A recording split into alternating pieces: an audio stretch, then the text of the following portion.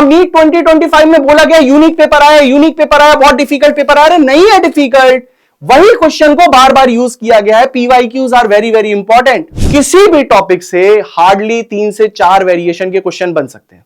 मैंने यहां पर 2-3 वेरिएशन के क्वेश्चन लिए, ठीक है। ध्यान रखना है, छोटी छोटी मगर मोटी बातें हैं, है ना, शक्तिमान वाली, तो ध्यान रखना इस तरीके की गलती आपको नहीं करनी है, ठीक है। जुगाड़ से करेंगे इस क्वेश्चन को, चुटकियों में आंसर आएगा, चुटकियों में। जितना पढ़ने में समय लगेगा उससे जल्दी आंसर निकाल लेंगे जुगाड़ से। दिस इज द आम जिंदगी वाले लोग ऐसे सॉल्व करेंगे, और मेंटोर्स लाइफ आपके सामने ये रही। दिमाग लगाएंगे, आंसर देंगे, डेट्स ऑल। नीट की तैयारी में क्या लगता है? Practice practice practice. यहाँ हम करते हैं ढेर सारे क्वेश्चंस की प्रैक्टिस प्रैक्टिस एंड प्रैक्टिस।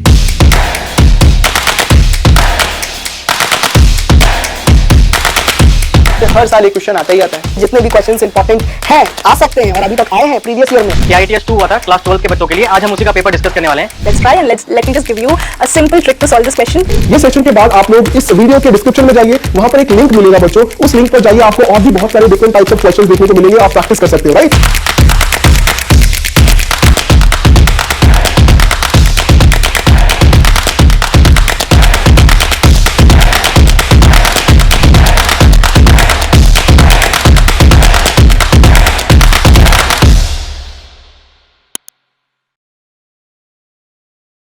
हाँ जी, टेंशन वेंशन हो रही है ना एग्जाम की, या सब चिल कर रहे हैं घर पर? नहीं सर, बहुत ज्यादा टेंशन है।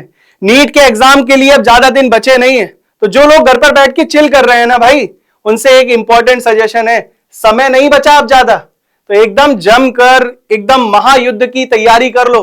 महाभारत आने वाला है नीट 2026, तो उसके लिए एकदम प्रिपेयर हो जाओ कि भाई मुझे निकालना है।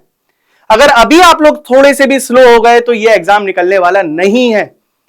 याद कीजिए, हर साल कितने बच्चे, लास्ट ईयर नीट 2025 में कितने बच्चों ने एग्जाम दिया है? 24 लाख ने। एमबीबीएस की अगर मैं गवर्नमेंट और प्राइवेट को इंक्लूड भी कर लूं तो सीट्स कितनी है? 60-70,000। तो बाकी बच्चों का क्या हो रहा है?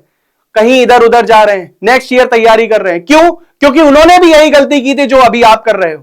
सो मेक इट श्योर ये गलती को रिपीट नहीं करना है, फुल ताकत के साथ पढ़ाई करनी है, फुल मोटिवेशन के साथ पढ़ना है।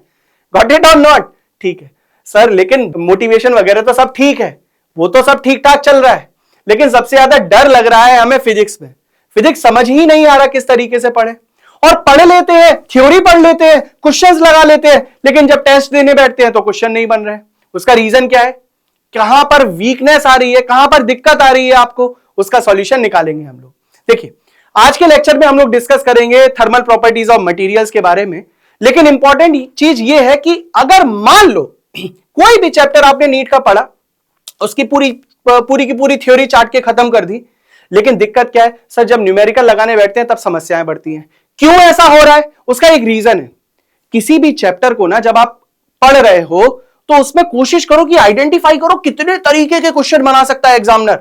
जितनी नंबर ऑफ वेराइटीज के क्वेश्चन बनेंगे उतनों की प्रैक्टिस करो, कितने डिफरेंट तरीके के क्वेश्चन बनते हैं। लेकिन सर इतना समय कहां है हमारे पास? ऐसे कहां हम आइडेंटिफाई करते बैठेंगे कि कितने तरीके के क्वेश्चंस बन सकते हैं? वेट, उसी का सॉल्यूशन हम लेके आए हैं आपके साथ। देखिए, इस वीडियो के डिस्क्रिप्शन बॉक्स में ना एक लिंक दे रखा है, उस लिंक पर क्लिक कीजिए। वो सर क्या है वो लिंक? वो है टैप एंड टेस्ट का। ये सर ये क्या नया फीचर है टैप एंड टेस्ट?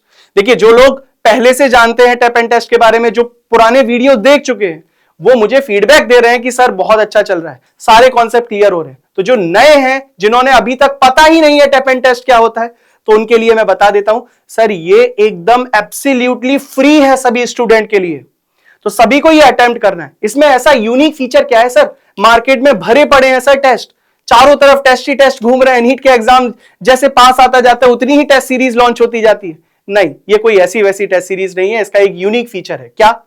क्या यूनिक है सर इसमें? सर यूनिक इसमें यह है कि जितने भी टाइप ऑफ क्वेश्चंस क्रिएट हो सकते हैं एक पर्टिकुलर चैप्टर से, जितने भी different type of variation of question create हो सकते हैं, नीट ने अभी तक क्या क्या टाइप के क्वेश्चन बनाए हैं, उस पर बेस्ड पर नीट अगली बार क्या पूछ सकता है, यह सब कुछ आपको टैप एंड टेस्ट में मिलेगा। तो इसका मतलब क्या है? इसका मतलब आपने जो भी क्वेश्चन प्रैक्टिस किए 120, 150, 200 क्वेश्चन, वो एक तरफ, टैप एंड टेस्ट एक तरफ। मैं ये नहीं बोल रहा कि ये प्रैक्टिस मत करो, बट जब आप ये 150, 200 क्वेश्चन कर लो तो मेक इट श्योर आपको टैप एंड टेस्ट भी देना है। ऐसा क्यों करना है? ऐसा इसलिए करना है ताकि आपके सारे वेरिएशंस कवर हो जाएं। जितने भी पॉसिबल वेरिएशन है, जितने भी तरीके के क्वेश्चंस बन सकते हैं, वो सारा अवेलेबल है टैप एंड टेस्ट में। तो अगर आप टैप एंड टेस्ट में फुल मार्क्स ला रहे हो, मैं गारंटी लेता हूं कि नीट में भी अच्छे नंबर ही आने वाले हैं। तो इतना कॉन्फिडेंस के साथ ये पेपर बनाया गया है। So I would request to all of you, फटाफट जाइए, डिस्क्रिप्शन बॉक्स में लिंक दे रखा है, उसमें रजिस्टर कीजिए और टैप एंड टेस्ट दीजिए और अपना स्कोर कमेंट सेक्शन में बताइए कितना आ रहा है। ठीक है, तो चलिए स्टार्ट करते हैं। My name is Yash Tripathi, pass out from IIT Kanpur. आज हम लोग डिस्कस करने जा रहे हैं थर्मल प्रॉपर्टीज ऑफ मटेरियल्स के बारे में। सबसे पहले इंपॉर्टेंट होता है कि कोई भी चैप्टर स्टार्ट करने से पहले उसकी ट्रेंड एनालिसिस क्या है। अरे भाई, लास्ट 5 इयर्स में बने कितने क्वेश्चंस है, कौन सा टॉपिक हमें ज्यादा पढ़ना है, कौन से टॉपिक पर हमें कम फोकस करना है। तो सबसे पहले हम लोग देखते हैं उसकी ट्रेंड एनालिसिस क्या है। तो अगर मैं थर्मल प्रॉपर्टीज ऑफ मटेरियल को क्लासिफाई करूंगा, I can classify this particular unit into temperature and temperature scale, thermal expansion, calorimetry, conduction and radiation modes of heat transfer. I can classify into these sub types. देखिए, कोई भी exam crack करना है, आप अगर NEET की तैयारी कर रहे हैं, आपको नीट क्रैक करना है, तो एग्जाम की स्ट्रेटजी को समझना होगा। जनरली बच्चे क्या करते हैं, जनरली बच्चों ने चैप्टर खोला और फिर क्वेश्चंस लगाने शुरू कर दिए। नहीं भाई, उससे नहीं होने वाला selection. There are some specific type of questions. एक पर्टिकुलर टॉपिक से कुछ गिने चुने 10 या 12 वेरिएशन के क्वेश्चन बन सकते हैं। अगर मैं जैसे आपसे बोलूं, ये एक पर्टिकुलर टॉपिक है, टेम्परेचर एंड टेम्परेचर स्केल, इससे आप मैक्सिमम टू मैक्सिमम 4 टाइप के क्वेश्चंस बना सकते हैं।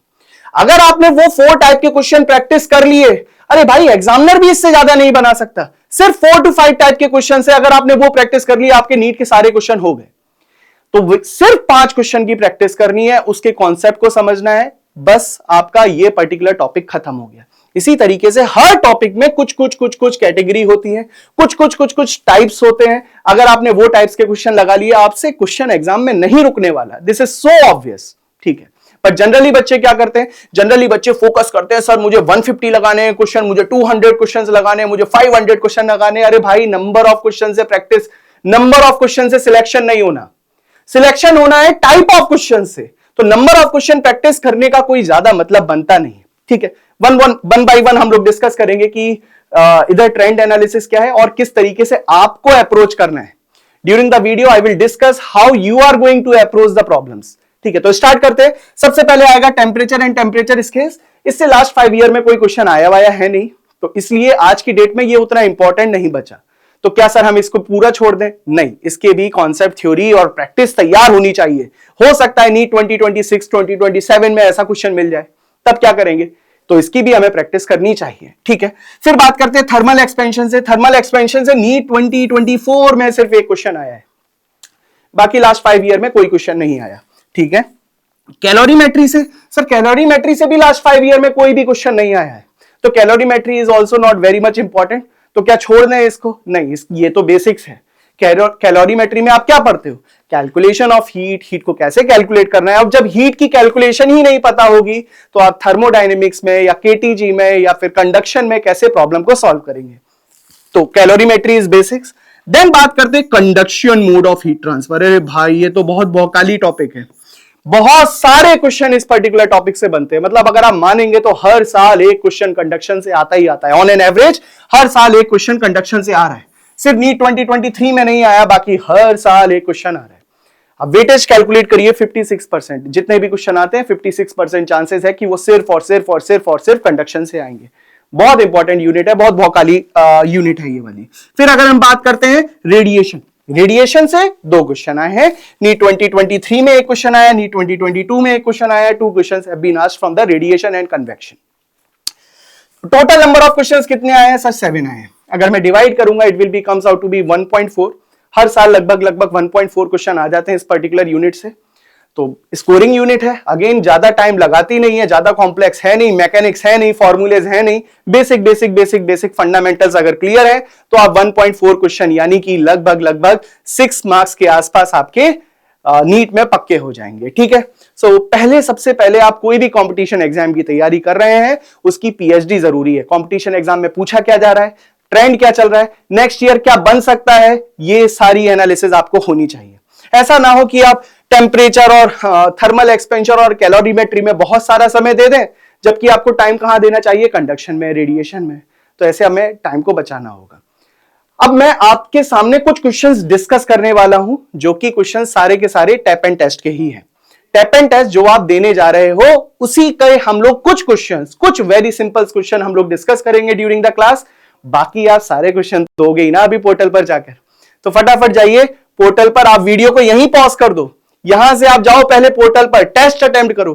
टेस्ट अटेम्प्ट करने के बाद वापस आओ, उसका सॉल्यूशन, वीडियो सॉल्यूशन आपको यहां पर भी मिल जाएगा, as well as you will get the video solution over the Extramarks portal also. हर एक क्वेश्चन का वीडियो सॉल्यूशन और टेक्स्ट सॉल्यूशन वहां पर भी अवेलेबल है। तो स्टार्ट करते हैं हम लोग अपना डिस्कशन। पहला क्वेश्चन लेके चलते हैं, जो कि टॉपिक है टेम्परेचर एंड टेम्परेचर स्केल्स के ऊपर।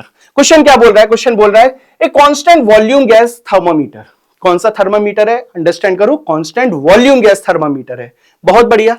जो प्रेशर की रीडिंग शो कर रहा है 50 centimetre and 90 centimetre at a temperature 0 degree centigrade and 100 degree centigrade. बहुत सही। तो प्रेशर की रीडिंग 60 सेंटीमीटर पर कितना होगा ये पूछ रहा है एग्जामिनर। 60 सेंटीमीटर जब हमारा ये थर्मामीटर रीड कर रहा होगा, जब 60 सेंटीमीटर हाइट होगी तो कितना रीड कर रहा होगा temperature? This is examiner is trying to ask. अब देखो क्वेश्चन क्या दे रखा है, constant volume thermometer. Constant volume thermometer, सबसे पहले आप समझने की कोशिश करो थर्मामीटर क्या होता है। What is a thermometer? Thermometer sir एक ऐसी डिवाइस होती है जिससे अपन टेम्परेचर वगैरह मेजर कर सकते हैं, ठीक है। तो टेम्परेचर मेजर करने के लिए जुगाड़ लगाई जा सकती है। हम लोग प्रेशर मेजर कर सकते हैं, हाँ कर सकते हैं। प्रेशर को हम लोग, बहुत सारी डिवाइसेस है, we can measure the pressure with the help of the manometers and all other devices, piezometer like that, ठीक है। लेकिन हमें टेम्परेचर मेजर करना है, तो टेम्परेचर कैसे मेजर करो? आप प्रेशर मेजर करो, हम टेम्परेचर मेजर कर लेंगे। कैसे जुगाड़ निकाली? इन्होंने बोला देखो अगर मैं आइडियल गैस इक्वेशन लगाता हूं तो PV is equal to NRT होता है। हाँ सर होता है। अगर मैं वॉल्यूम कांस्टेंट कर दूं, एन कांस्टेंट कर दूं, आर पहले से ही कांस्टेंट होता है, मतलब अपन बोल सकते हैं sir pressure is directly proportional to temperature. Pressure कैसा रिलेशन है? टेम्परेचर के साथ डायरेक्टली प्रोपोर्शनल है। जैसे जैसे प्रेशर बढ़ेगा टेम्परेचर बढ़ेगा एट कांस्टेंट वॉल्यूम। यही बोल रहा है क्वेश्चन में। क्या बोला है? Constant volume gas thermometer. So we can apply this particular equation. बहुत बढ़िया। अब एग्जामिनर क्या बोलता है? बोलता है कि सर 50 सेंटीमीटर जो रीडिंग है, 50 सेंटीमीटर जो रीडिंग है वो कब आ रही है? वो आ रही है 0 डिग्री सेंटीग्रेड पर, 0 डिग्री सेंटीग्रेड पर। और 90 सेंटीमीटर रीडिंग कब आ रही है? वो आ रही है सर 100 डिग्री सेंटीग्रेड पर। देखो क्वेश्चन को ना फॉर्मूले से ज्यादा आप यूनिटरी मेथड जुगाड़ लगाओगे ना, जुगाड़ लगाने से क्वेश्चन मजेदार हो जाता है, इजी हो जाता है, बहुत इजी हो जाता है। तो समझते हैं किस तरीके से इस क्वेश्चन को किया जा सकता है। देखिए अगर मैं एक लीनियर स्केल बनाऊं, मैं ऐसा बना लूं, लेट अस अज्यूम सर ये टेम्परेचर 0 डिग्री सेंटीग्रेड है, अच्छी बात है। ये टेम्परेचर 100 डिग्री सेंटीग्रेड है, अच्छी बात है। एग्जामिनर बोलता है 0 डिग्री सेंटीग्रेड पर जो रीडिंग है वो कितनी है? सर यहां पर रीडिंग है 50 सेंटीमीटर। और 100 डिग्री सेंटीग्रेड पर रीडिंग कितनी है? सर यहां पर रीडिंग है 90 सेंटीमीटर। एग्जामिनर पूछा तो 60 सेंटीमीटर रीडिंग कहां होगी? सर यहां कहीं होगी 60 सेंटीमीटर, ठीक है। तो बताओ इस 60 सेंटीग्रेड पर, 60 सेंटीमीटर पर टेम्परेचर कितना होगा? ये क्वेश्चन है। सिंपल सा ही क्वेश्चन है, कोई लॉजिक है, यूनिटरी मेथड लगाना है और आंसर निकालना है। देखो समझने की कोशिश करो। अगर आप एनालाइज करो यहां से लेकर यहां तक कितना लेंथ में चेंज हुआ, कितना प्रेशर में चेंज हुआ, it is in the terms of height of mg only. कितना प्रेशर में चेंज हुआ? आप बोलोगे सर 40 सेंटीमीटर ऑफ मरकरी।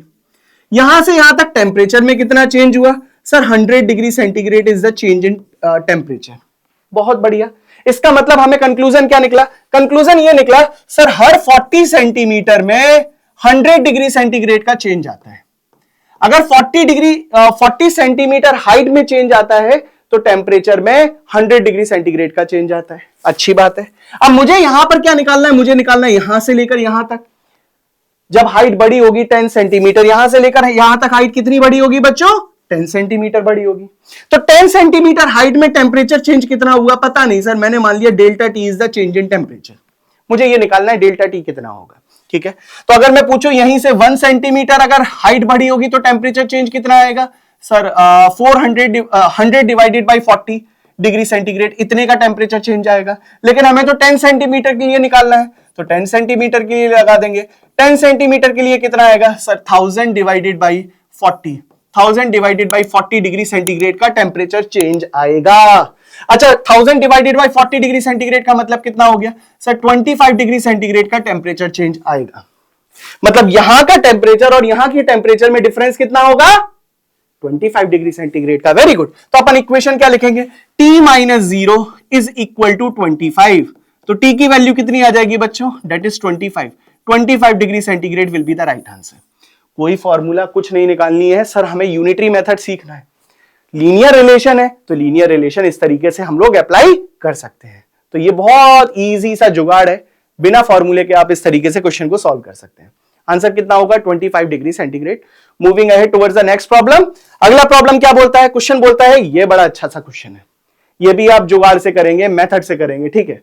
समझने की कोशिश करते हैं क्या बोलता है क्वेश्चन। क्वेश्चन बोलता है 2 thermometers X and Y, 2 thermometer है, एक एक्स थर्मामीटर है, एक वाई थर्मामीटर है। बहुत बढ़िया।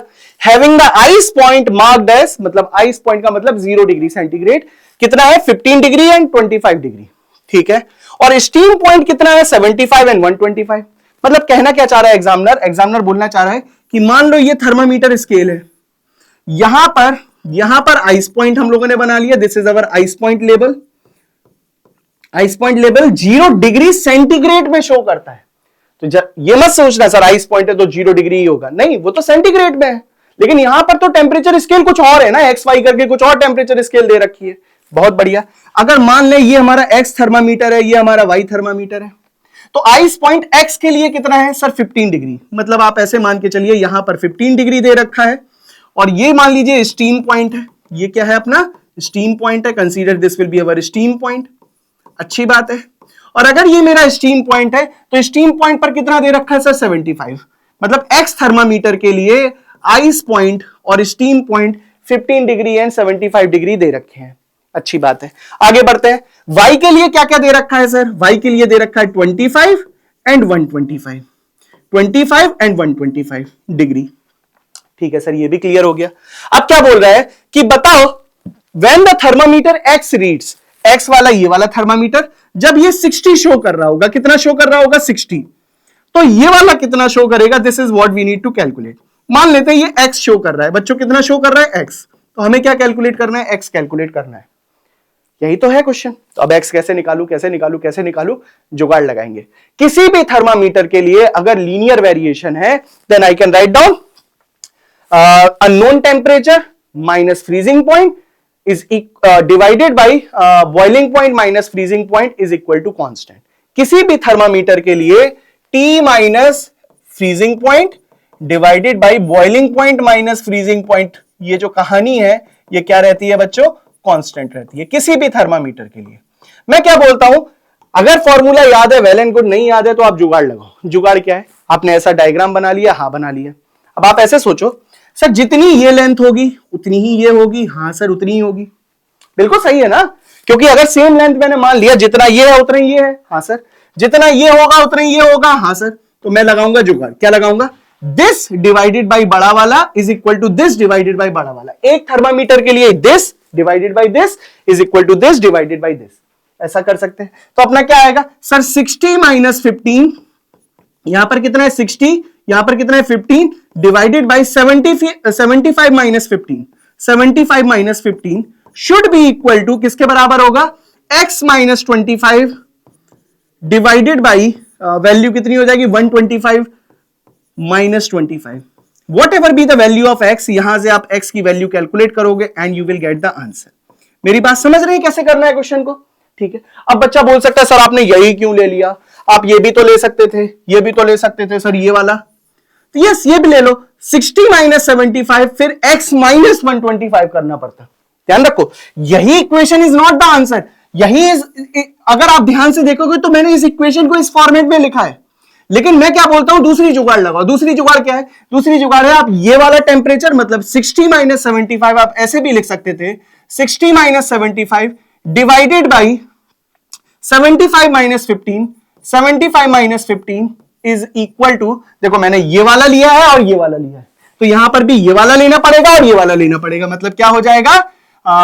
x minus 125 divided by 125 minus 25, that will be our answer. यहां से x कैलकुलेट कर लोगे, you will get the answer.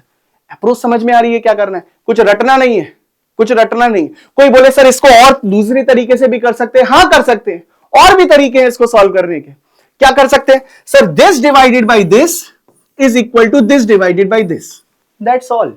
कोई फॉर्मूला नहीं, कुछ नहीं, सब जुगाड़ से हो जाएगा। कॉन्सेप्ट को समझो और अप्लाई करने की कोशिश करो। तो अगर मैं इसमें x की वैल्यू कैलकुलेट करूंगा, after calculation we will get the answer of 100 degree centigrade, that will be the right answer. Moving ahead, not centigrade, 100 degree y है ना, 100 डिग्री y। मूविंग अहेड, अगले क्वेश्चन की तरफ बढ़ते हैं। लेट अस कंसीडर, एक अगला टॉपिक लेके चलते हैं, दैट इज थर्मल एक्सपेंशन। देखो एक कॉन्सेप्ट को समझो, है क्या, अगर मैंने आपको जैसे पहले भी बताया था, किसी भी टॉपिक से, जैसे अभी मैंने आपको टेम्परेचर पढ़ाया, किसी भी टॉपिक से हार्डली 3 से 4 वेरिएशन के क्वेश्चन बन सकते हैं। मैंने यहां पर 2-3 वेरिएशन के क्वेश्चन लिए, बचे हुए वेरिएशन के आपको क्वेश्चन कहां मिलेंगे, हाँ, टैप एंड टेस्ट में। तो जाइए जल्दी से लिंक पर और फटाफट टैप एंड टेस्ट दीजिए और बचे हुए वेरिएशन के क्वेश्चन कीजिए टेम्परेचर के ऊपर। हर क्वेश्चन पर लिमिटेड नंबर ऑफ वेरिएशंस है, तो जो बच्चे बहुत ज्यादा क्वेश्चन की प्रैक्टिस करते हैं और फिर वो परेशान हो जाते हैं, अरे अब क्या करें सर, फिजिक्स नहीं आ रही, बाकी सब तो हो गया, थ्योरी आ जाती है, न्यूमेरिकल नहीं हो रहा है। क्यों? क्योंकि आपने फिजिक्स को समझा नहीं, उनके वेरिएशंस को नहीं समझा, कितने तरीके के क्वेश्चन बन सकते हैं, इस वजह से आपसे वो फिजिक्स आपको डिफिकल्ट लग रही है। अगर आप वेरिएशंस को समझ जाओगे, अरे एग्जामिनर के पास बहुत लिमिटेड चीजें होती हैं हाथ में, वो ज्यादा टफ क्वेश्चन क्रिएट ही नहीं कर सकता। अगर आपने उसकी कमजोरी को पकड़ लिया, उसके वेरिएशन को पकड़ लिया, यही सर क्वेश्चन बन सकते हैं, इससे ऊपर कोई क्वेश्चन ही नहीं बनेगा, तो आप आराम से फिजिक्स को क्रैक कर ले जाएंगे। ठीक है, एक अगले टॉपिक की तरफ बढ़ते हैं, that is known as thermal expansion. Thermal expansion की तरफ बढ़ते हैं। ठीक है सर, थर्मल एक्सपेंशन में पहला क्वेश्चन क्या बोलता है, कुछ ये बोल रहा है, एक सर्कुलर मेटेलिक डिस्क है ऑफ रेडियस r, और जो छोटी सी डिस्क है उसका रेडियस मान लेते हैं, अंदर वाली रेडियस है स्मॉल r। तो क्या दे रखा है सर, ये कुछ हमारी स्मॉल r है और ये हमारी कैपिटल R है। तो ये एनुलर सर्कुलर डिस्क है, मतलब क्या है सर, ये हॉलो पोर्शन है। ये कौन सा पोर्शन है सर, ये हॉलो पोर्शन है, मतलब यहां पर मटेरियल नहीं है, जो भी मटेरियल है वो आउटर वाले रीजन में है, एनुलर सर्कुलर डिस्क है। ठीक है सर, बहुत बढ़िया। अब क्या करें सर, क्वेश्चन बोल रहा है कि अगर मैं हीट करूंगा तब क्या इफेक्ट पड़ेगा स्मॉल r और कैपिटल R में। अंदर वाली रेडियस कितनी दे रखी है सर, स्मॉल r दे रखी है, बाहर वाली रेडियस कितनी दे रखी है सर, कैपिटल R दे रखी है। अब बच्चा होता है कंफ्यूज, क्या सोचता है सर, सोचता है कि अच्छा स्मॉल r भी कम होगा, ये तो बढ़ेगा हीट, तो ये मटेरियल अंदर आएगा, हाँ आएगा, और कैपिटल R बढ़ेगा। तो जनरली बच्चे का आंसर क्या होता है, जनरली बच्चे का आंसर होता है small r is decreasing, capital R is increasing. नहीं, ये नहीं है सही आंसर। क्या है, अब समझो जुगाड़ क्या है। जुगाड़ ये, आप भूल जाओ कि ये हॉलो है या नहीं, आप बना लो सर ये मेरी डिस्क है पूरी, ठीक है, कंसीडर करो ये मेरी एक पूरे मटेरियल की डिस्क है, कंप्लीट मटेरियल की एक डिस्क मैंने ये बना ली, इसमें हर जगह मटेरियल है, बहुत बढ़िया। मैंने एक ऐसे इमेजिनरी लाइन इस पर ड्रॉ कर ली, ऐसे मार्कर से ना, ऐसे मार्कर से, पेंसिल से इसके ऊपर एक सर्कल बना लिया। गॉट इट और नॉट? मैंने क्या किया, इमेजिनरी, काटा वाटा नहीं है मटेरियल, हमने क्या किया, ये पूरा एक बॉडी थी जिसमें हर जगह मटेरियल था, मैंने एक डॉटेड डॉटेड करके एक लाइन बना ली पेंसिल से। अब मैंने इसको हीट करना शुरू किया, हीट करना शुरू करूंगा तो क्या हो जाएगा सर, इसका साइज बड़ा हो जाएगा, ऐसी बन जाएगी डिस्क, हाँ बड़ी हो गई हीट करने से। ये मतलब कैपिटल R, जो ये कैपिटल R थी वो क्या हो गई, इंक्रीज हो गई, कैपिटल R तो बढ़ेगी, यस सर ये बढ़ रही है। अब सोचो डॉटेड वाली लाइन के साथ क्या होगा सर, डॉटेड वाली लाइन भी फैलेंगी, हाँ मतलब डॉटेड वाली लाइन क्या है, वो है स्मॉल r, तो स्मॉल r क्या हो रहा है सर, स्मॉल r भी इंक्रीज हो रहा है, स्मॉल r भी इंक्रीज हो रहा है, कैपिटल R भी इंक्रीज हो रहा है। कहने का मतलब क्या है सर, जब आप हीट करते हो सिस्टम में तो ये भी बढ़ेगा और बाहर वाला भी बढ़ेगा, अंदर वाले भी रेडियस बढ़ती है और बाहर वाली रेडियस भी बढ़ती है। ये मत सोचना कि अंदर वाली कम हो रही है बाहर वाली बढ़ रही है, नहीं, दोनों की दोनों रेडियस बढ़ेंगी, साथ साथ बढ़ेंगी, मटीरियल हो अंदर या ना हो, it doesn't matter at all. तो इसका आंसर क्या होगा, small r as well as capital R both will increase, तो both will increase will be the right answer. एक और प्रॉब्लम को देखते हैं, क्वेश्चन क्या बोलता है, ये अच्छा क्वेश्चन है, थियोरेटिकल क्वेश्चन है, इसको समझने की कोशिश करना। सॉलिड एक्सपेंड क्यों करते हैं, सॉलिड एक्सपेंड क्यों करते हैं, what could be the reason such that solid will expand. देखो इसका क्वेश्चन का आंसर छुपा हुआ है पोटेंशियल एनर्जी ग्राफ में। अब देखो फिर से मैं बोल रहा हूं, बहुत लिमिटेड नंबर ऑफ क्वेश्चंस है, मैं आपको सिर्फ कुछ 2-3 कॉन्सेप्ट बता रहा हूं, बाकी के कॉन्सेप्ट आपको कहां मिलेंगे, हाँ सर टैप एंड टेस्ट में मिलेंगे, हम अटेम्प्ट करने जा ही रहे हैं। ठीक है, चलिए देखते हैं। तो अगर मैं आपसे पूछूं कि सॉलिड्स क्यों एक्सपेंड करते हैं, what is the reason behind expansion of the solids, तो एक ग्राफ होता है, कंसीडर कीजिए अगर हम ग्राफ बनाते हैं पोटेंशियल एनर्जी वर्सेस डिस्टेंस का, पोटेंशियल एनर्जी वर्सेस डिस्टेंस का अगर मैं सॉलिड्स के लिए ग्राफ बनाऊंगा तो कुछ इस फैशन में दिखता है, सभी ने पढ़ा भी होगा केमिस्ट्री में, कुछ इस तरीके का ग्राफ बनता है। ठीक है। और ये वाली जो डिस्टेंस होती है, यहां पर पोटेंशियल एनर्जी मिनिमम होती है, स्टेबल इक्विलिब्रियम हो गया। अगर मिनिमम पोटेंशियल एनर्जी है तो स्टेबल इक्विलिब्रियम मिलेगा इस पर्टिकुलर पॉइंट पर। हाँ सर, यहां पर minimum potential energy stable equilibrium है, मतलब दो एटम्स के बीच में डिस्टेंस, दो एटम्स के बीच में डिस्टेंस यहीं पर रहती है। यही, इसी को हम लोग क्या बोल देते हैं, बॉन्ड लेंथ बोल देते हैं। ये दो एटम इस पर्टिकुलर डिस्टेंस पर जाके सेपरेट होते हैं जिस पर उनकी पोटेंशियल एनर्जी क्या हो, मिनिमम हो। उस पर्टिकुलर डिस्टेंस पर जाके सेट हो जाते हैं जहां पर उनकी पोटेंशियल एनर्जी क्या हो, मिनिमम हो। अच्छा, ये जो ग्राफ होता है ना, वो एक पर्टिकुलर टेम्परेचर पर होता है। अगर मैं टेम्परेचर बढ़ाऊं या कम करूं, कम करूंगा तब क्या होगा, बढ़ाऊंगा तब क्या होगा, ये देखते हैं। तो जब मैं टेम्परेचर बढ़ाता हूं तब क्या होता है सर, टेम्परेचर बढ़ाने से ये ग्राफ थोड़ा इधर शिफ्ट होने लगता है, ऐसे ये ग्राफ थोड़ा इधर शिफ्ट होने लगता है इस तरीके से। तो टेम्परेचर इंक्रीज करने से ये ग्राफ कुछ इस तरफ शिफ्ट हो रहा है, इस तरफ शिफ्ट हो रहा है। मतलब क्या हुआ सर, अब इक्विलिब्रियम पोजीशन ये हो गई। हाँ, तो एटम के बीच की डिस्टेंस यहां से ये वाली ना होकर यहां से यहां तक की हो जाएगी। एटम के बीच में डिस्टेंस क्या हो गई, बढ़ गई, मतलब एटॉमिक रेडियस बढ़ गई, sorry not atomic radius, bond length बढ़ गई। बॉन्ड लेंथ क्या हो गया, बढ़ गई, मतलब एक्सपेंड कर गए। तो what is the reason behind, क्योंकि स्टेबल इक्विलिब्रियम की पोजीशन थोड़ा शिफ्ट कर जाती है टेम्परेचर बढ़ाने से। अगर टेम्परेचर कम करूंगा तो क्या हो जाएगा सर, तो ये ग्राफ कुछ नीचे की तरफ आने लगेगा, स्टेबल डिस्टेंस कम होती जाएगी।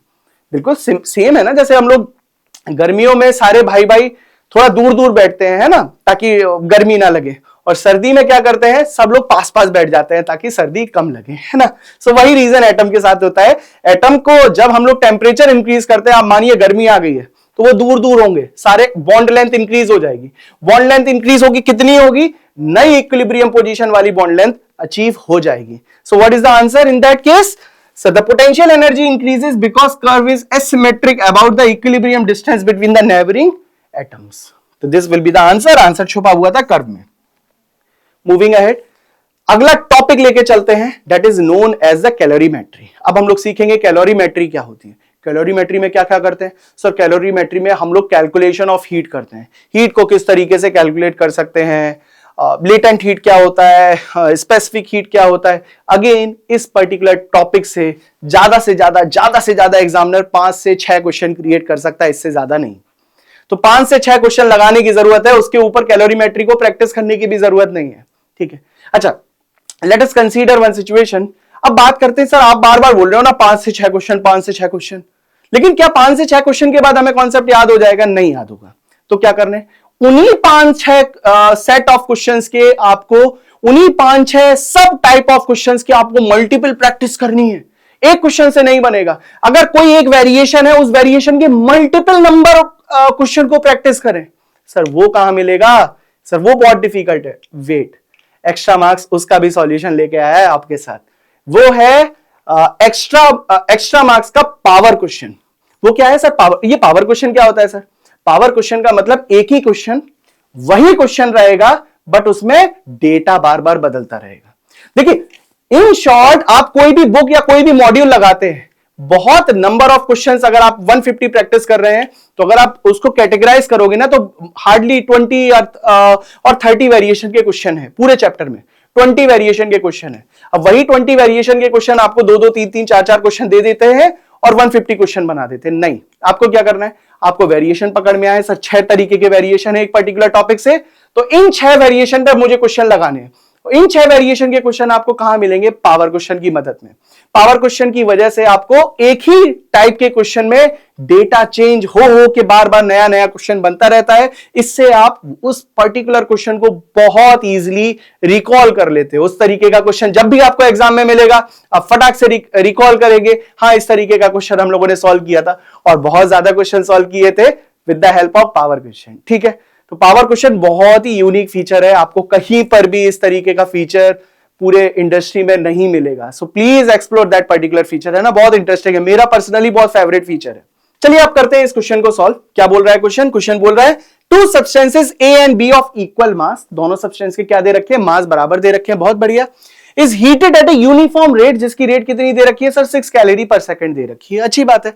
Under the similar condition a graph between the temperature and the time is shown below, graph temperature और टाइम के बीच में दे रखा है। हमसे पूछ रहा है what is the ratio of HA and HB। HA and HB कब हो रहा है, जब फ्यूजन हो रहा है, मतलब फेज चेंज हो रहा है। ठीक है, तो भाई हम लोगों ने लाइव क्लास में भर भर के पढ़ा है, की पॉइंट्स में लिखा है कि भैया जब भी फेज चेंज हो रहा होगा तब क्या होगा, टेम्परेचर कांस्टेंट होगा। और अगर टेम्परेचर कांस्टेंट है तो ए मटेरियल का ढूंढो कहां से कहां तक टेम्परेचर कांस्टेंट है। सर ए मटेरियल ये रहा, यहां से टेम्परेचर कांस्टेंट होना शुरू हुआ से लेकर यहां तक गया, मतलब टेम्परेचर कांस्टेंट कितनी देर के लिए हो रहा है ए मटेरियल का, सर 4 सेकंड के लिए हो रहा है। इसी तरीके से बी मटेरियल को आइडेंटिफाई करो, सर 4 सेकंड से शुरू हुआ और 6.5 सेकंड तक गया, मतलब सर बी मटेरियल 2.5 सेकंड तक हीट को एब्जॉर्ब करता रहा ड्यूरिंग द फेज चेंज। कहने का मतलब क्या है, अगर ये मान लो मेरा ए मटेरियल है, ये मान लो मेरा बी मटेरियल है, इस पर एनर्जी किस रेट से आ रही है, 6 कैलोरी पर सेकंड से, और इस पर एनर्जी कितनी रेट से आ रही है, सर अगेन 6 कैलोरी पर सेकंड से। बहुत बढ़िया सर, ये t इक्वल टू 4 सेकंड में मेल्ट हो जाएगा पूरा, और ये t इक्वल टू 2.5 सेकंड में मेल्ट होगा।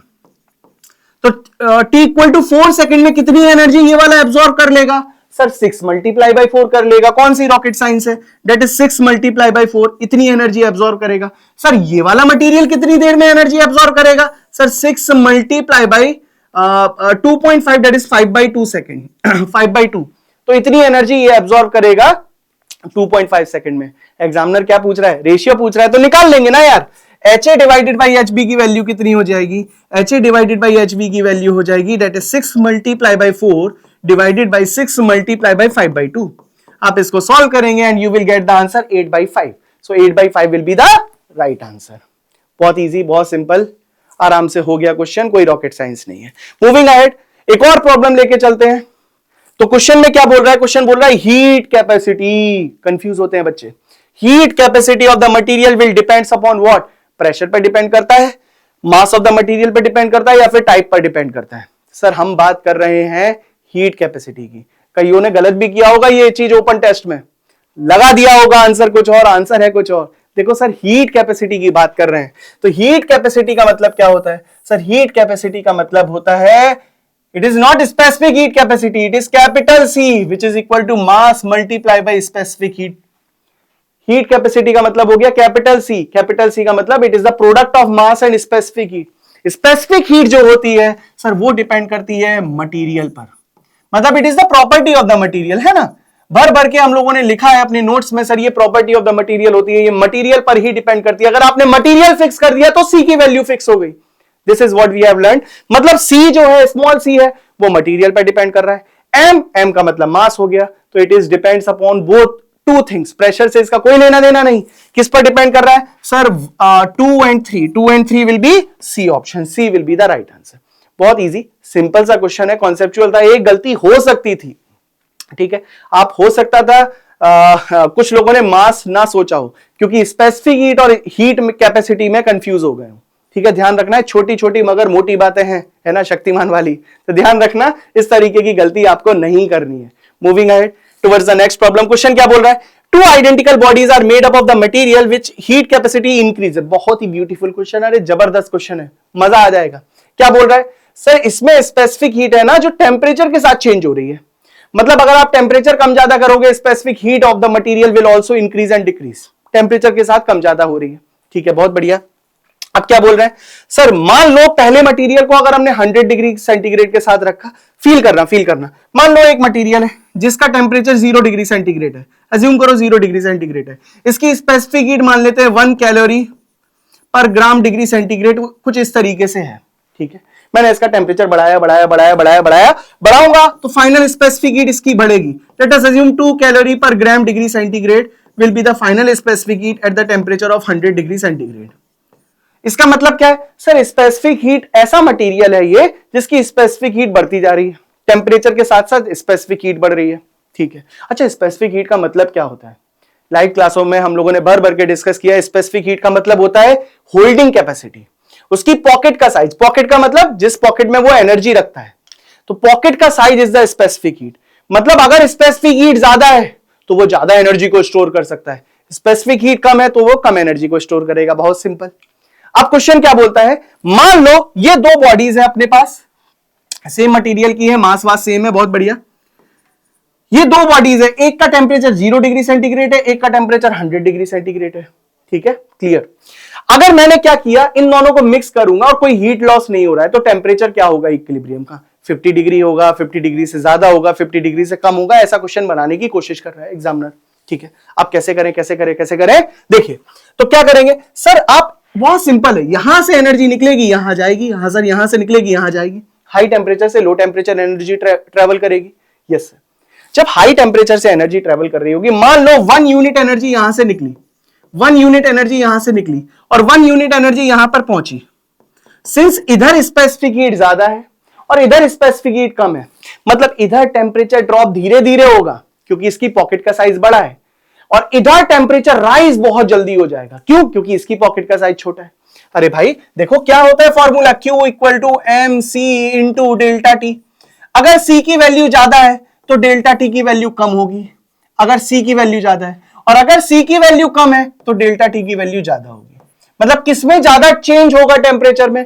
सर ये वाली बॉडी में या ये वाली बॉडी में? किस बॉडी में ज्यादा टेम्परेचर चेंज होगा? सर इस बॉडी में ज्यादा टेम्परेचर चेंज होगा। क्यों? क्योंकि इसकी स्पेसिफिक हीट कम है, तो ये बॉडी का टेम्परेचर जल्दी जल्दी जल्दी जल्दी बढ़ना शुरू होगा और ये बॉडी का टेम्परेचर धीरे धीरे कम होना शुरू होगा। मतलब आप ऐसे अज्यूम करो ये 100 से 90 डिग्री सेंटीग्रेड पर पहुंचेगी, तब तक ये बॉडी 0 डिग्री सेंटीग्रेड से कुछ ज्यादा टेम्परेचर, अज्यूम कर लेते हैं 15 डिग्री सेंटीग्रेड पर पहुंच जाएगी। ठीक है, ये बात समझ में आ रही है? इधर 10 डिग्री का चेंज हुआ, इधर 15 डिग्री का चेंज हुआ, क्योंकि इधर स्पेसिफिक हीट कम है, उधर स्पेसिफिक हीट ज्यादा है।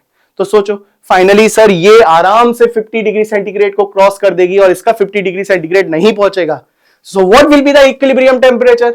इक्विलिब्रियम टेम्परेचर कितना होगा सर? डेफिनेटली अब 50 डिग्री सेंटीग्रेड से ज्यादा ही मिलने वाला है, क्योंकि इसका टेम्परेचर कम होगा नहीं उस रेट से और इसका टेम्परेचर जल्दी जल्दी बढ़ेगा।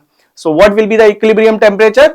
We can not predict the exact value क्योंकि हम लोगों ने यहां अज्यूम किया है, बट हाँ एक बात समझ में आती है सर 50 डिग्री सेंटीग्रेड से ज्यादा ही मिलने वाला है। सो answer will be more than 50 degree centigrade.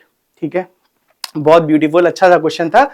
अगले कॉन्सेप्ट की तरफ चलते हैं, एक और प्रॉब्लम देखते हैं, that is known as heat required, the quantity of the heat required to raise the temperature of the two solids. दो सॉलिड्स का मुझे टेम्परेचर बढ़ाना है, कॉपर स्फीयर है जिनकी रेडियस R1 एंड R2 है और R1 R2 में ये कुछ रिलेशन दे रखा है। सिंपल सा क्वेश्चन है, देखते हैं। तो let us consider two copper के मटेरियल हैं, तो दोनों ही कॉपर के हैं बच्चों, दोनों ही कॉपर के हैं। तो इसकी रेडियस मान लेते हैं स्मॉल r है, तो इसकी रेडियस कितनी है सर? इसकी 1.5 स्मॉल r है। अगर मान लेते हैं इसका मास m1 है तो इसका मास कितना होगा? m2। क्या m1 m2 में रिलेशन निकाला जा सकता है? हाँ निकाला जा सकता है। What will be the relation?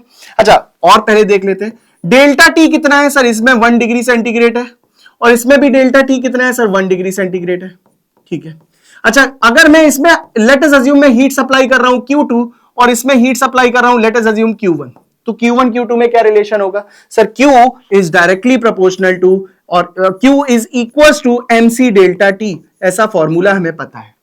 Since दोनों स्फीयर के केस में दोनों स्फीयर अपने हैं, ये दोनों के दोनों स्फीयर किससे बने? अरे सर सेम मटेरियल के बने, और सेम मटेरियल के होंगे तो C पर क्या फर्क पड़ेगा सर? C दोनों का सेम ही होने वाला है। तो अपन क्या बोल सकते हैं, क्योंकि C property of the material है, मैं बार बार बोल रहा हूं, मतलब ये भी सेम होने वाला है। मतलब अगर मैं Q1 Q2 का रेशियो करूंगा तो क्या आ जाएगा? M1 divided by M2। C और डेल्टा T दोनों में सेम है, कट जाएगा, लुढ़क जाएगा, अपने पास क्या आएगा? Q1 upon Q2 is equal to M1 by M2। अब हमें M1 M2 की वैल्यू निकालनी है, that will be our answer. तो M1 की वैल्यू कितनी होगी? That is density multiply by volume, 4/3 into pi into small r cube divided by density multiply by 4/3 into pi into 1.5 times of r का whole cube. यहां से आप calculate करेंगे, find the ratio, हमसे ratio पूछा गया है and we can easily calculate what will be the value. So our answer comes out to be that will be 27/8। हम लोग Q2 बाई Q1 निकालना था, that will be our answer 27/8। बहुत simple, कोई रॉकेट साइंस नहीं है, बार बार question को पकड़ना है, किस तरीके से सॉल्व करना है and we will get it. ठीक है, इसी तरीके के क्वेश्चंस, अब मान लो ये एक वेरिएशन ऑफ क्वेश्चन है जिस पर क्वेश्चन में एग्जामिनर बनाता है क्वेश्चन, जिसमें देखो एग्जामिनर के हाथ में क्या है। अगेन मैं फिर वही बोलूंगा, इस फॉर्मूले पर अगर एग्जामिनर को क्वेश्चन बनाना है तो क्या कर सकता है? या तो वो C वेरी कर सकता है, दो बॉडीज में कंपेयर करा सकता है, M को वेरी करा सकता है अलग अलग बॉडी का, या फिर डेल्टा T वेरी करा सकता है। इससे ज्यादा उसके हाथ में ही नहीं है। क्यों पूछेगा और ये सारी चीजों में कुछ में वेरिएशन लाएगा। जैसे लास्ट क्वेश्चन में हम लोगों ने C में वेरिएशन देखा, इधर हम दो बॉडी में कंपेयर कर रहे हैं, मतलब 5, 6, 7 और वैरायटी के क्वेश्चन है, 5, 6 वैरायटी के क्वेश्चन है जो एग्जामिनर डाल सकता है। तो क्यों ना उन 5, 6 वैरायटी को कर लिया जाए। उनके एक एक क्वेश्चन प्रैक्टिस करें और विद द हेल्प ऑफ क्या, power question, with the help of power question. क्यों? क्योंकि एक ही क्वेश्चन को बार बार मल्टीपल तरीके से हम लोग सॉल्व कर सकते हैं, बहुत ही यूनिक फीचर है। ठीक है, तो प्लीज इसको जरूर एक्सप्लोर कीजिएगा, पावर क्वेश्चन को, बहुत हेल्पफुल होने वाला है आप सभी लोगों के लिए। ठीक है, आगे बढ़ते हैं, एक और प्रॉब्लम को देखते हैं, एक और नए कॉन्सेप्ट को देखते हैं, that is known as the conduction mode of heat transfer के बारे में बात करते हैं। इससे बहुत क्वेश्चन आते हैं ना, ये हम लोगों ने देखा था, ये बहुत धांसू टॉपिक है, इससे भर भर के क्वेश्चन आते हैं। ठीक है, स्टार्ट करते हैं conduction mode of heat transfer में किस तरीके का क्वेश्चन है। अब क्वेश्चन क्या बोल रहा है, दो बार है जिनकी कंडक्टिविटी K एंड 3K है, 1 सेंटीमीटर और 2 centimetre are the length, equal cross section area है, मतलब दो बार ले रखी है, एक लंबी बार है एक छोटी बार है, दोनों को जोड़ दिया, अलग अलग मटेरियल की बनी है, इसका मतलब थर्मल कंडक्टिविटी अलग अलग, क्योंकि हमें पता है thermal conductivity is the property of the material. ठीक है, तो अब 0 डिग्री सेंटीग्रेड 100 डिग्री सेंटीग्रेड है, पूछ रहा है भैया बताओ यहां पर टेम्परेचर कितना होगा, this will be the problem. Question निकालना है कि टेम्परेचर कितना होगा, कैसे करूं कैसे करूं कैसे करूं। देखो, अगर आप यहां पर अज्यूम कर लो ये मेरी बार है, इसको काट लेते हैं, ये वाला सेक्शन और ये वाला सेक्शन अलग अलग, तो एक ये बार हो गई एक ये बार हो गई, यहां पर हीट ट्रांसफर हो रहा होगा Q, यहां पर टेम्परेचर कितना है, direction of heat transfer reverse करनी पड़ेगी, क्योंकि देखिए यहां पर टेम्परेचर कितना है सर, यहां पर टेम्परेचर है 100 डिग्री सेंटीग्रेड और यहां पर टेम्परेचर कितना है 0 डिग्री सेंटीग्रेड। ठीक है, तो हीट ट्रांसफर कहां से कहां होगा, 100 डिग्री सेंटीग्रेड से 0 डिग्री सेंटीग्रेड की तरफ होगा। तो मान लेते हैं यहां पर टेम्परेचर T है, तो यहां पर भी टेम्परेचर T होगा। कितना हीट ट्रांसफर हो रहा है, इधर मान लेते हैं Q हीट ट्रांसफर हो रहा है, तो इधर भी वही Q हीट ट्रांसफर होगा। सो Q is the rate of heat transfer. Steady state है, फोरियर्स लॉ लगाना है, लॉ ऑफ कंडक्शन लगाना है, मतलब हीट ट्रांसफर दोनों में क्या होगा, सेम होगा। मतलब अगर मैं Q को इस वाली स्लैब से कैलकुलेट करूं, Q का फॉर्मूला क्या होता है sir, K A delta T by L, ये फॉर्मूला लगा सकते हैं, हाँ लगाएंगे। अगर मैं इस वाली स्लैब से कैलकुलेट करूं, नीचे वाली से, बड़ी वाली से, तो Q की वैल्यू कितनी आएगी, K कितना है सर, इस वाली स्लैब का K है 3K multiply by A multiply by delta T, delta T कितना है सर पता नहीं, 100 minus T divided by length कितनी है सर 2 सेंटीमीटर। ठीक है, this is our first equation. अब सेकंड इक्वेशन अगर मैं इस स्लैब से निकालता हूं तो Q इज इक्वल टू, अब इस स्लैब के बारे में सोचो, इसकी कंडक्टिविटी कितनी है सर K, एरिया कितना है A, डेल्टा T कितना है सर पता नहीं, T माइनस 0 है, इधर टेम्परेचर T है इधर 0 है, डिवाइडेड बाई लेंथ कितना है सर 1 सेंटीमीटर। दोनों इक्वेशन को इक्वेट करो, टेम्परेचर निकालो। अगर मैं दोनों इक्वेशन को इक्वेट करता हूं तो क्या आएगा, 3KA 100 minus T divided by 2 will be equal to KA T minus 0 that is T only divided by 1. तो 1 KA लुढ़क गया, so our answer will be 3 by 2, 100 minus T will be equal to T, यानी कि it will be 150 minus 3 by 2 into T is equal to T, मतलब अपनी value कितनी आएगी, 150 is equals to 5 by 2 times of T, तो T की value कितनी आ जाएगी, we can calculate, it will be 300 divided by 60 degree centigrade will be the right answer. That is how we can easily answer it. कोई rocket science नहीं है, हम लोगों ने बेसिक प्रिंसिपल लगाया and we will get the answer. इस तरीके के क्वेश्चन नीट में भर भर के पूछे गए, तो इस तरीके के क्वेश्चन आपको बार बार प्रैक्टिस करनी चाहिए। इसी वैरायटी पर, इसी टाइप की वैरायटी पर नीट में कम से कम 3 से 4 बार सवाल पूछे गए। I am not talking about the last 5 years, I am talking about the last 10 years। इस तरीके के क्वेश्चन आए हैं, आते थे और आते रहेंगे, यही वेरिएशन है, यही तरीके के क्वेश्चन क्रिएट करता है। तो कैसे प्रैक्टिस करें, with the help of yes power question. Power question की मदद से आप इस तरीके के क्वेश्चन और ज्यादा प्रैक्टिस कर सकते हैं। सेम टाइप के क्वेश्चन जब एग्जाम में रिपीट हो रहे हैं तो सेम टाइप के क्वेश्चन ही आपको प्रैक्टिस करने हैं। तो सेम टाइप के क्वेश्चन प्रैक्टिस करने का बेस्ट वे है पावर क्वेश्चन। पावर क्वेश्चन की मदद से आप इस तरीके के वेरिएशन को कवर कर सकते हैं। Go with the power question. ठीक है, आगे बढ़ते हैं नेक्स्ट प्रॉब्लम की तरफ। देखो सेम टाइप का क्वेश्चन है, दो स्लैब्स को कंबाइन करके हमें फिर से एनर्जी को निकालना है। What will be the case, let's try to identify. क्या बोल रहा है, 2 आइडेंटिकल स्क्वायर रॉड्स हैं, जो को आइडेंटिकल स्क्वायर रॉड है। ठीक है, मान लीजिए ये एक रॉड है, ये एक रॉड है, सेम मटेरियल की बनी हुई है, सेम एरिया है, सेम लेंथ है। ठीक है, आइडेंटिकल है, जैसा कि फिगर ए में दे रखा है। तो 20 कैलोरी एनर्जी फ्लो होती है 4 मिनट में। 20 कैलोरी एनर्जी फ्लो हो रही है इसमें 4 मिनट में। अब मैंने कॉम्बिनेशन पहले साथ साथ जोड़ा था, अब ऊपर नीचे जोड़ दिया। पूछ रहे हैं और temperature difference again same 100 degree centigrade 0 degree centigrade. 100 degree centigrade, 0 degree centigrade. पूछ रहे हैं कि बताओ यहां पर 20 कैलोरी एनर्जी कितनी देर में फ्लो हो जाएगी।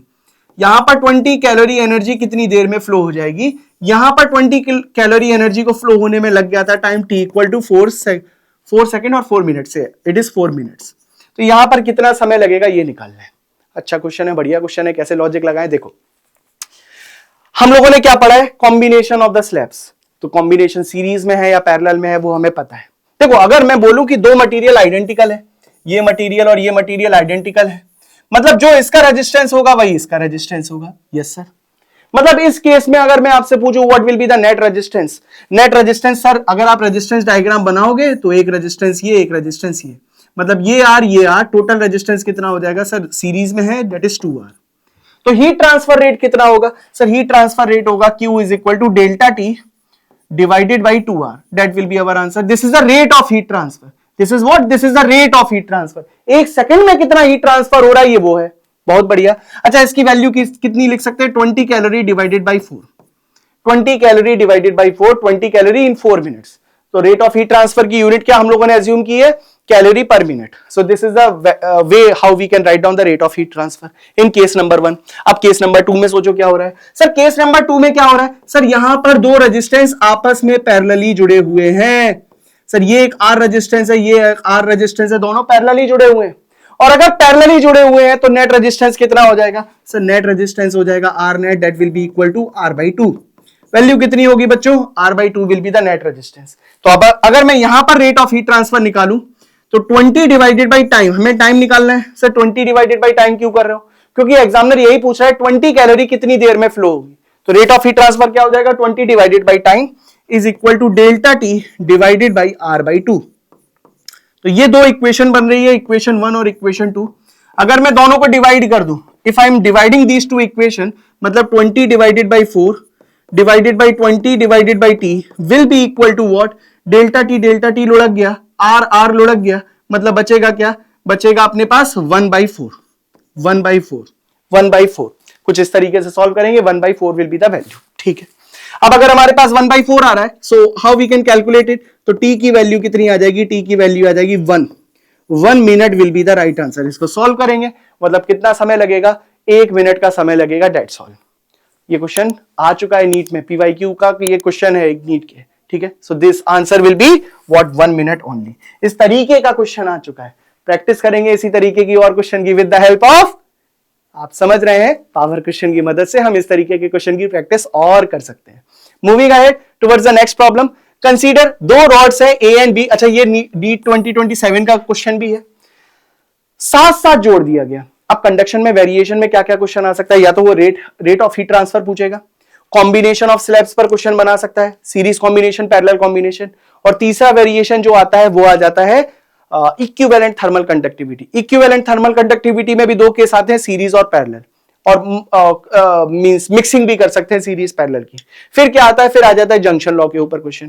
तो अभी हम लोग जो डिस्कस करने जा रहे हैं वो इक्विवेलेंट थर्मल कंडक्टिविटी डिस्कस करने जा रहे हैं, कैसे निकालें।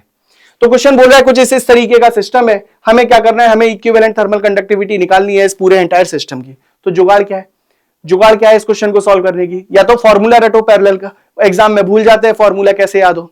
तो जुगाड़ क्या है, जुगाड़ है ट्रिक समझने की कोशिश करनी है।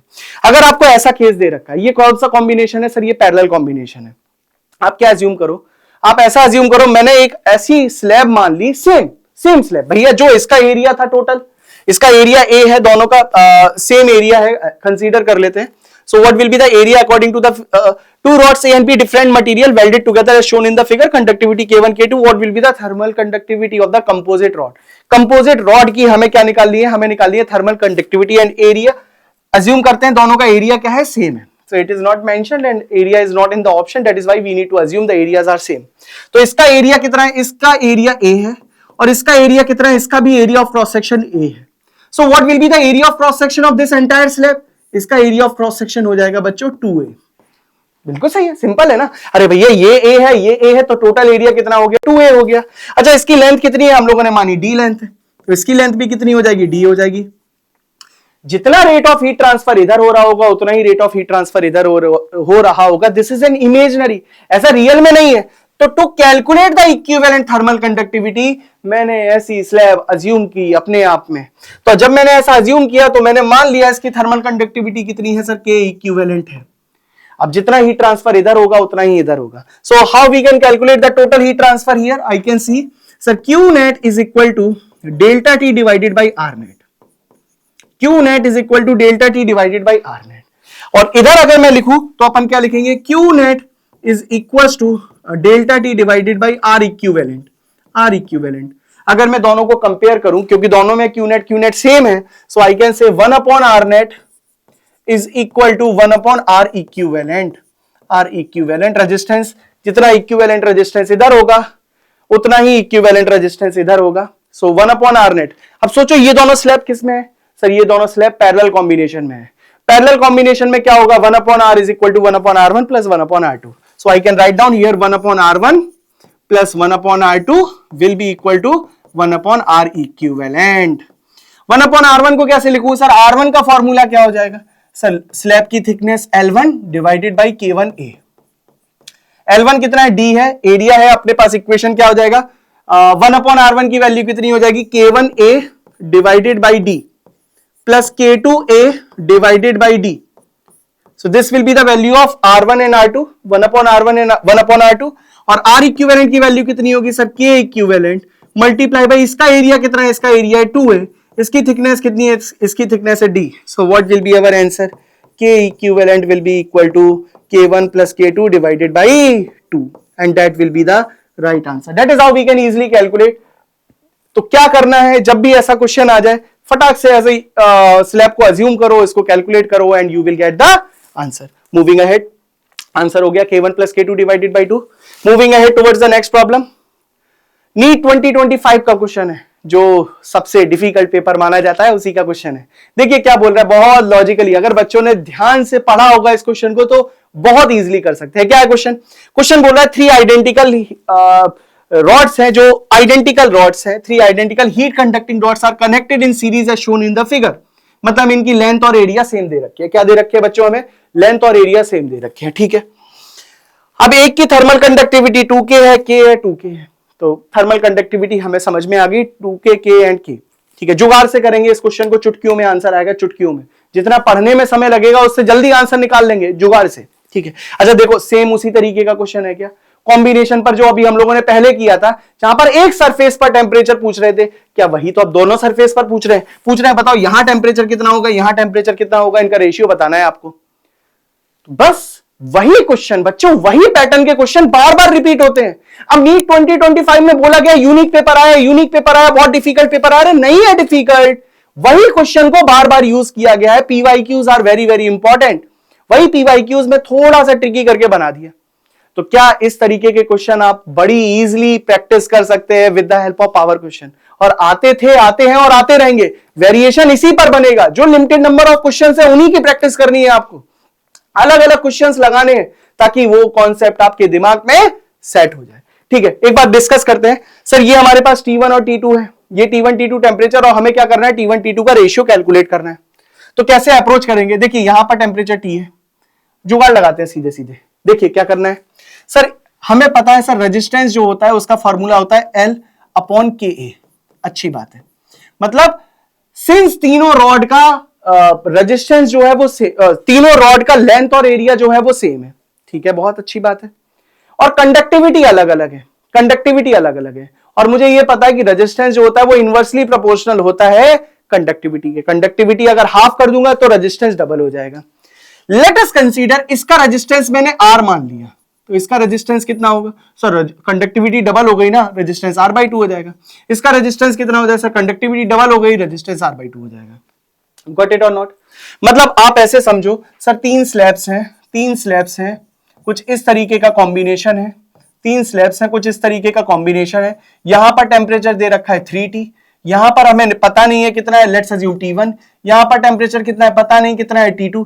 लेट्स अज्यूम यहां का टेम्परेचर दे रखा है T, और इधर रेजिस्टेंस कितना हो गया R/2, इधर रेजिस्टेंस कितना हो गया R, और इधर रेजिस्टेंस कितना हो गया R/2। हमें क्या करना है बच्चों, हमें T1 T2 कैलकुलेट करना है। कैसे करें, कैसे करें, कैसे करें, सेम वही अप्रोच। अप्रोच क्या है, अच्छा आप फील करके देखना, मैं जुगाड़ से बता रहा हूं। सर यहां से लेकर यहां तक कितना टेम्परेचर चेंज आया? सर 2T का टेम्परेचर चेंज आया। डेल्टा टी कितना है? सर 2T है, हाँ या ना? कितना टेम्परेचर चेंज आया? 2T का चेंज आया, ठीक है। और अगर मैं आपसे पूछूं टोटल रेजिस्टेंस कितना है इसमें? सर तीनों सीरीज में है ना, R plus R/2 plus R/2, सो R नेट अगर कोई मुझसे पूछे तो आंसर होगा 2R। और डेल्टा टी अगर कोई मुझसे पूछेगा तो आंसर होगा डेल्टा टी अगर कोई मुझसे पूछेगा तो आंसर होगा 2T। तो Q की वैल्यू कितनी आएगी? Delta T divided by R net, value आ जाएगी T डिवाइडेड बाई R। ये हमारा आ गया Q। Q की वैल्यू क्या आ गई? T divided by R। इतना समझ आया? हाँ ठीक है सर। अब मैं यहां से सिर्फ इस वाले रेजिस्टेंस के बारे में सोचो, पूरी दुनिया भूल जाओ, सिर्फ इस वाले रेजिस्टेंस के बारे में सोचो। इस वाले रेजिस्टेंस को अलग से बना लेता हूं। तो यहां पर टेम्परेचर कितना है? 3T। यहां पर टेम्परेचर अपन को निकालना है। रेजिस्टेंस कितना है? R/2। हीट ट्रांसफर मान लेते हैं Q है, तो Q की वैल्यू कितनी आएगी? टेम्परेचर ड्रॉप, ये T1 है, तो टेम्परेचर ड्रॉप कितना हो जाएगा? 3T minus T1 divided by R/2। 3T minus T1 divided by R/2। इन दोनों को इक्वेट करेंगे, which is T divided by R। R ने R को मार दिया, अपने पास क्या आएगा? 6T minus 2T1 is equal to what will be the value? It will be comes out to be T only. So what will be the value of T1? It is 2.5T. 2.5T will be the value of T1. कितना आ जाएगा sir? ये हो जाएगा 5T divided by 2, it is 2.5T will be the value of T1। ठीक है, बहुत बढ़िया। अब मुझे T2 निकालना है, तो इस वाली स्लैब के बारे में सोचो, सिर्फ लास्ट वाली स्लैब के बारे में सोचो। यहां पर टेम्परेचर कितना है? T, यहां पर टेम्परेचर कितना है? T2। हीट ट्रांसफर अगेन यही हो रहा होगा, तीनों में सीरीज में है तो हीट ट्रांसफर सेम होगा। So what will be the equation? यहां रेजिस्टेंस हो गया R/2, तो T2 minus T divided by R/2 will be equal to what? T divided by R। R ने R को मार दिया। यहां से हम लोग फिर से कैलकुलेट करेंगे and we will calculate the value of T2 minus T, 2 times of is equals to T। So T2 की वैल्यू कितनी आएगी? 1.5 टाइम्स ऑफ T। सो अगर मुझे रेशियो निकालना है T1 by T2, what will be the answer? 2.5 divided by 1.5. Just solve करेंगे and we will get the answer 5 divided by 3. 5 by 3 will be the right answer. ये करना था, थोड़ी सी कैलकुलेशन थी, that's all. अच्छा, इसको कोई बिना सॉल्व किए भी कर सकता था। कैसे? देखना, मैं बताता हूं कैसे करना है बिना सॉल्व किए हुए। दिमाग खोलो सभी लोग, ओपन योर माइंड। ठीक है, देखिए, ध्यान से देखिए। Total resistance 2R, total temperature drop 2T, तो यूनिट रेजिस्टेंस में कितना टेम्परेचर ड्रॉप होगा? समझना सर, डेल्टा टी की वैल्यू 2T के बराबर है, जब R नेट की वैल्यू कितनी है? 2R के बराबर है।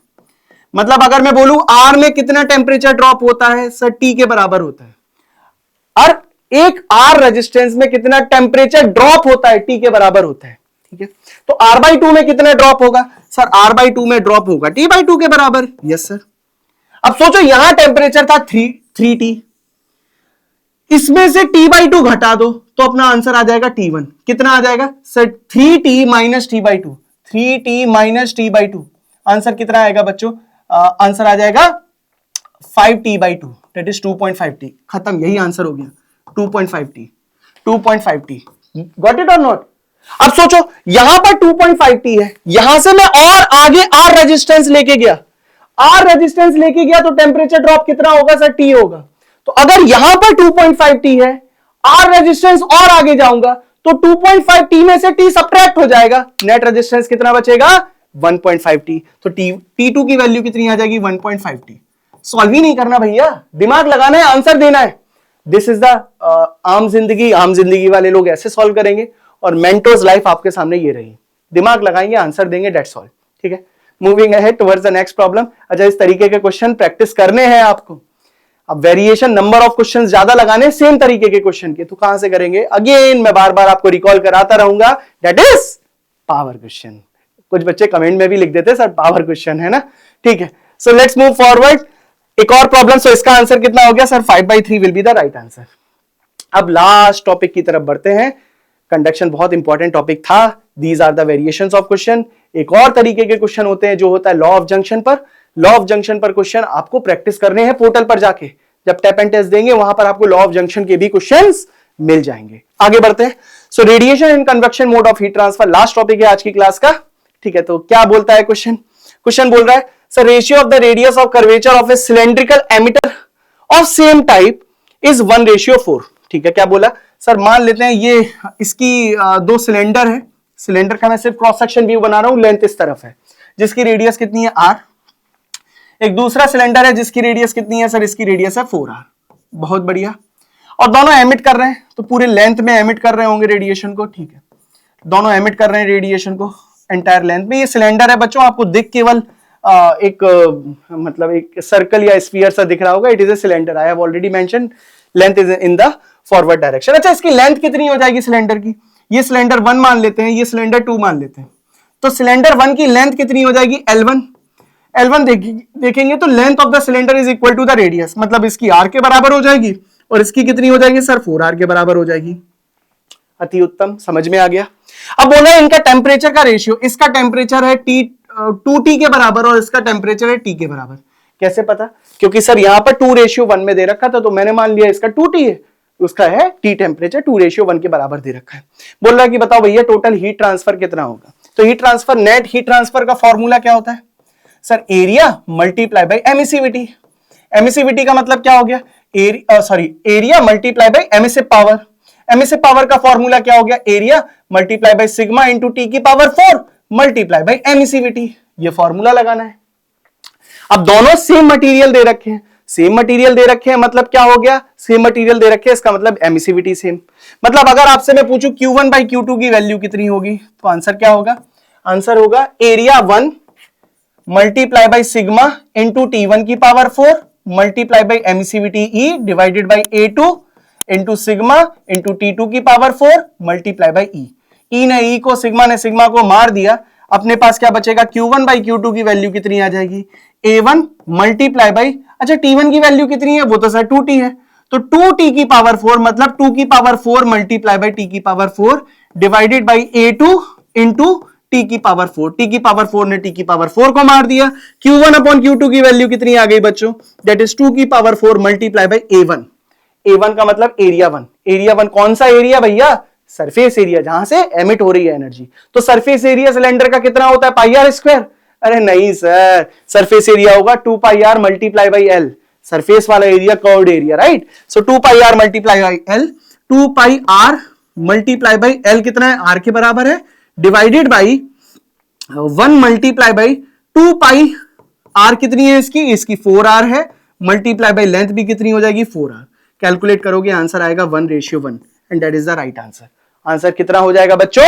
1:1। So answer will be B part. Moving towards the next problem, क्या बोलता है नेक्स्ट क्वेश्चन? नेक्स्ट क्वेश्चन बोलता है the power radiated by the black body is P and it radiates maximum energy at a wavelength lambda naught. ठीक है? If the temperature of the black body is now changed so that the radiation power will at a wavelength of 3/4 times of lambda naught. तो पूछ रहा है कि बताओ power कितना ज्यादा एमिट करेगा। This is what we need to calculate. अच्छा, एक सिंपल सा कॉन्सेप्ट देखो, पावर अगर निकालनी है, पावर एब्सॉर्प्टिव पावर अगर आपको कैलकुलेट करनी है, how we can calculate it? We can calculate power is equal to what? Power is directly proportional to temperature की पावर 4। यस और नो? यस सर, ये हमें पता है। EB is equal to sigma into T की power 4, ठीक है, emissive power of the black body. So power is directly proportional to the temperature की पावर 4। लेकिन सर यहाँ टेम्परेचर तो दे नहीं रखा, क्या दे रखा है? वेवलेंथ दे रखा है। तो वेवलेंथ और टेम्परेचर में भी कोई रिलेशन होता है क्या? हाँ होता है। किसने बताया? वेन्स लॉ ने बताया। वेन्स डिस्प्लेसमेंट सर ने क्या बताया? उन्होंने बोला कि लैम्डा मल्टीप्लाई बाई टी जो होता है वो कांस्टेंट होता है। मतलब अगर आपको टी निकालना है तो आप बोलो some constant divided by lambda. ये कौन सी वेवलेंथ होती है? ये वो वेवलेंथ होती है जिस पर इंटेंसिटी मैक्सिमम होती है। So according to the problem the maximum energy at a wavelength वही दे रखा है लैम्डा नॉट। मतलब अगर कोई मुझसे पूछे T1 कितना होगा तो आप बोलोगे C अपॉन लैम्डा नॉट होगा। कोई मुझसे पूछे T2 कितना होगा तो आप बोलोगे C upon 3/4 times of lambda naught होगा। 3/4 टाइम्स ऑफ लैम्डा नॉट होगा और 4C upon 3 lambda, this will be the value of T2। अगर मुझे रेशियो निकालना है पावर 1 डिवाइडेड बाई पावर 2, इसकी वैल्यू कितनी होगी? इसकी वैल्यू होगी C की power 4 divided by lambda naught की power 4, which is also equal to 4 times of C की power 4 divided by 3 times of lambda power 4, lambda not की पावर 4। इसको कैलकुलेट करेंगे, it will be comes out to be 81 ratio 4 की power 4, that will be comes out to be 256 divided by 81।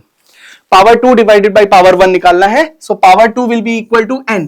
So n की value calculate करना है। देखिए P2 की value कितनी आ जाएगी? P2 की वैल्यू आ जाएगी यहां से 4 की पावर 4 डिवाइडेड बाई 3 की पावर 4 टाइम्स ऑफ P1। तो अगर मैं इसको कंपेयर करूं P2 is equal to n times of P, तो n की वैल्यू कितनी हो जाएगी? This will be the value of n which is equal to 256 divided by 81 and that will be our right answer. तो इस तरीके से हम लोग इस क्वेश्चन को कर सकते हैं। तो that's all for the day. Hope आप लोगों को ये वीडियो अच्छा लगा होगा, है ना? तो प्लीज अगर वीडियो अच्छा लगा है तो कहीं इधर उधर नहीं जाना है, सबसे पहले सब्सक्राइब करो, ठीक है? लाइक करो, अपने फ्रेंड्स के साथ शेयर करो। देखिए आज हम लोगों ने बहुत इंपॉर्टेंट बातें की हैं, किस तरीके से नीट की तैयारी करनी है। नीट एग्जाम बहुत ही क्रिटिकल एग्जाम है, it is not one day task, एक लंबी जर्नी है और टीचर का रोल होता है आपको डिस्प्लेसमेंट एक स्ट्रेट लाइन में लेके जाना। वरना करते क्या है बच्चे, मेहनत तो बहुत करते हैं, इधर उधर पढ़ते रहेंगे, लेकिन एग्जाम जब देते हैं तो नंबर नहीं आते। रीजन क्या है? आपने मेहनत की है, मेहनत में कोई कमी नहीं है, लेकिन पता ही नहीं है क्या करना है, ठीक है? तो अगर आपको मान लीजिए अगर आपको तेल का कुआं निकालना है तो आप अपने घर के नीचे कुआं खोदना शुरू नहीं करेंगे। You need to find out the location, कहां पर अगर मैं खोदूंगा वहां से तेल निकलेगा, है ना? सिंपल है। तो वो लोकेशन आपको एज ए टीचर बताता है कि इस लोकेशन पर बेटा हिट करो, और हिट तो आप ही को करना है, मतलब फावड़ा हथियार तो आप ही को चलाना है, लेकिन लोकेशन कौन बताएगा? टीचर बताएगा। तो किस तरीके की स्ट्रेटजी को फॉलो करना है अपने फ्रेंड्स के साथ शेयर करो, उनको भी बताओ। कंपटीशन मत रखना दोस्तों के साथ, क्योंकि दुनिया बहुत बड़ी है, ऑलरेडी बहुत कंपटीशन चल रहा है। 24 लाख प्लस बच्चों ने इस साल एग्जाम दिया है नीट का, सीट्स बहुत लिमिटेड है। तो अपने फ्रेंड सर्किल बनाओ, एक इंपॉर्टेंट कोर फ्रेंड सर्किल बनाओ और उनके साथ बैठ के ग्रुप स्टडी करो, प्रॉब्लम्स डिस्कस करो। बट ग्रुप स्टडी का मतलब ये नहीं है कि हम घंटों ग्रुप स्टडी में निकाल रहे हैं, ठीक है? So that's all for the day. Subscribe करिए, लाइक कीजिए, शेयर कीजिए और that's all. Good bye, take care. Next class में मिलते हैं, बाय बाय।